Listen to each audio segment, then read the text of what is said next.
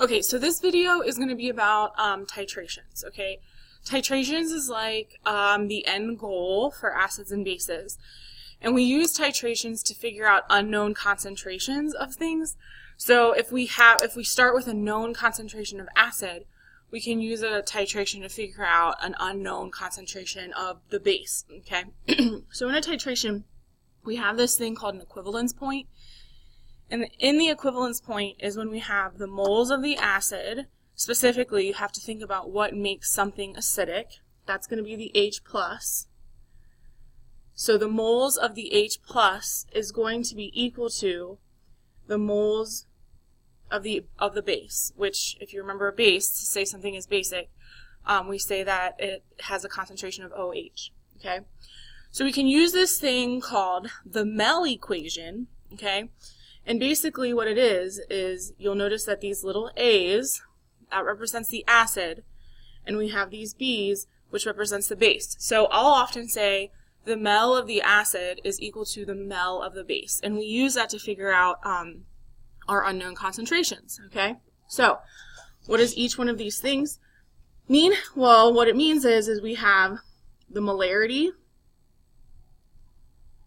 And if we're thinking about equivalence, equivalence deals with the moles, so E represents equivalence, and we're specifically looking for the moles, and we do this by using the coefficient from the balanced equation.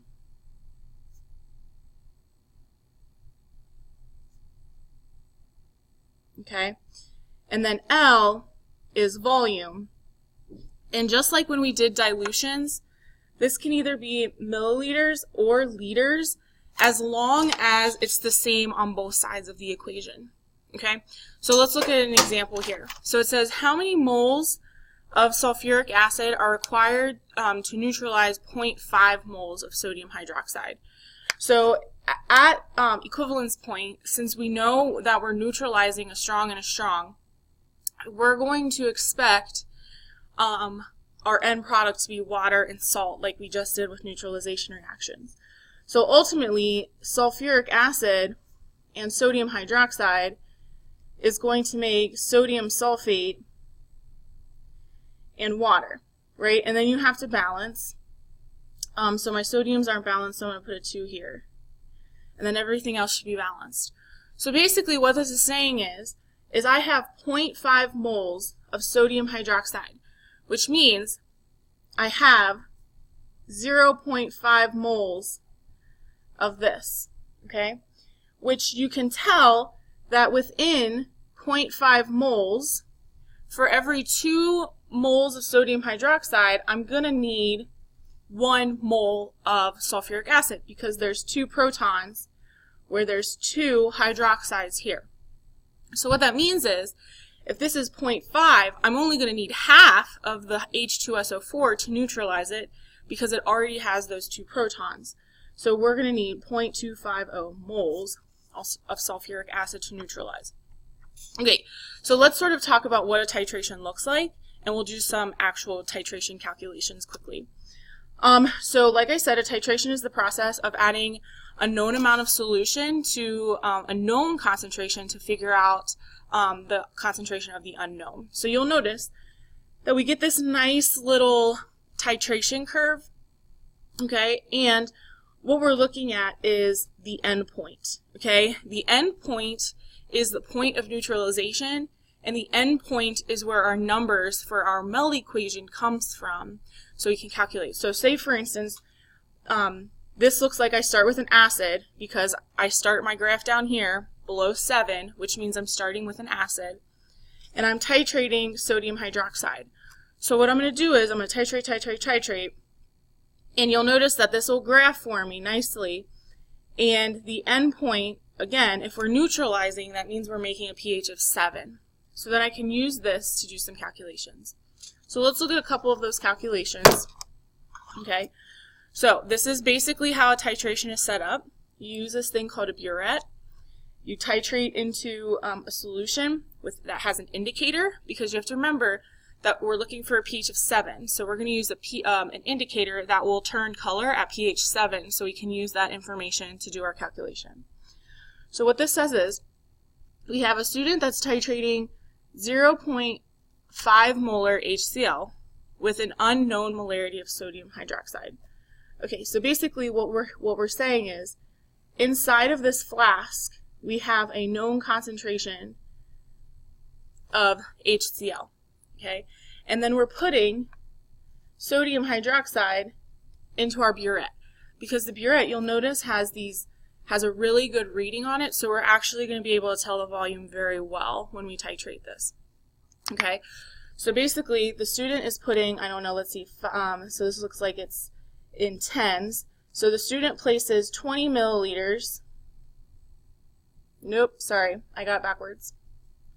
This down here, this up here. Okay, so you always titrate your known concentration. So this is going to be the HCl, my bad. This is going to be the sodium hydroxide, I got backwards. Okay, so I'm going to put 20 milliliters of the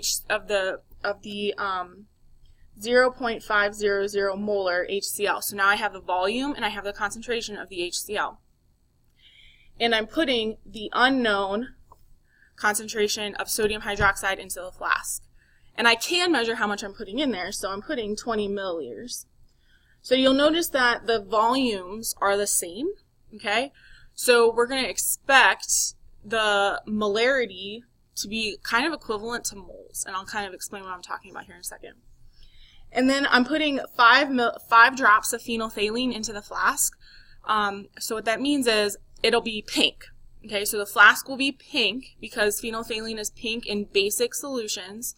So then as I'm adding the HCl, the pink will start to disappear. Okay, and I'm looking for when that pink completely disappears. I'm sorry, when it's like a light pink, almost disappearing, that means that I've hit equivalence.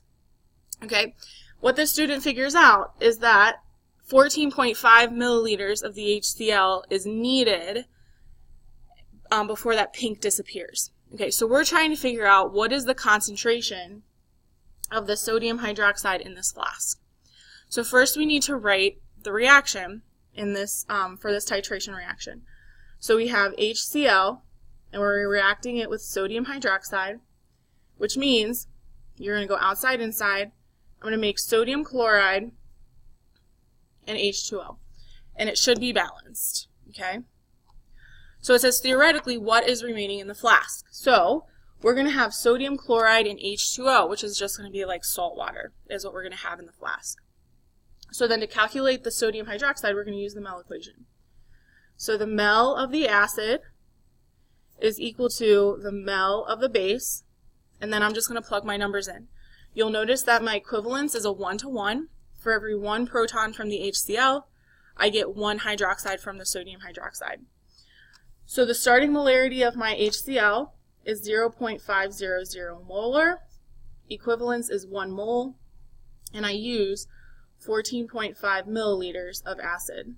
And I'm going to set that equal to X, because I'm trying to figure out what the concentration of sodium hydroxide is, times 1, because again, 1 coefficient, times I started with 20 milliliters. So then I'm basically dividing both sides by 20 milliliters to get X by itself.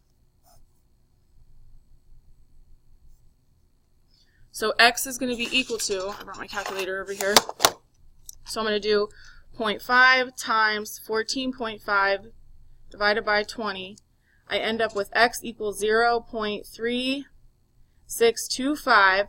If I go back up here to my numbers, it looks like I'm getting 3 significant figures. So this will be 0.363 molar sodium hydroxide. So that is the concentration of the base that I started with. Okay, let's do another one. It says calculate the unknown molarity of H2SO4 if the endpoint is reached when 35.1 milliliters H2SO4 is titrated with 44.9 milliliters of 0.250 sodium hydroxide. So the first thing we're going to do is write an equation. So we have H2SO4 plus sodium hydroxide. We're going to neutralize, so we're going to have H2O plus sodium sulfate. balance out my sodiums. I should be good. So I'm going to do mel of my acid is equal to mel of my base. So the molarity of my acid is what I'm solving for, so that's X. This is 1, and I start with 35.1 milliliters. I'm going to set that equal to my known molarity of my base, which is 0.250 molar. Now, this has a 2 coefficient, so I'm going to have to double how much sodium hydroxide I have times the 44.9 milliliters. I'm going to divide both sides by 35.1 to get X by itself. So X is going to be equal to 0.25 times 2 times 44.9 divided by 35.1. So I get X equal to, and it looks like I need 3 sig figs, 0.640 molar H2SO4. Okay, I'm going to do one more. It says calculate the amount of 0.35 molar sodium hydroxide to reach the equivalent when it's titrated with 15. So I'm actually solving for how much sodium hydroxide I need to neutralize HClO4. Now this calculation is useful, especially for me as a chemistry teacher. If this amount of sodium hydroxide gets spilled, I need to figure out how much I need of acid to neutralize it so it's not harmful to you guys or to me. So we're doing HClO4 plus sodium hydroxide. So we're making H2O, plus, and then it's going to be NaClO4. Okay, and it should be balanced. The only time that you're going to need a coefficient is when you have more than one H or OH. Okay, so again, you're going to do mel of the acid is equal to mel of the base. All right, so the molarity of my acid is 0.30 molar. Equivalence is 1 mole. The volume is 15.6 milliliters. And I'm going to set that equal to the molarity, which is 0.35 molar. Equivalence is 1. And I'm solving for how much sodium hydroxide I have. So I'm going to do 0.3 times 1 times 15.6 divided by 0.35. So I get X is equal to, and it looks like I need 2 sig figs this time, I'm getting 13 milliliters of sodium hydroxide is needed to neutralize that starting concentration of my acid. Okay, so that's basically it with titrations. We'll do a gizmo with this, but let me know if you have any questions.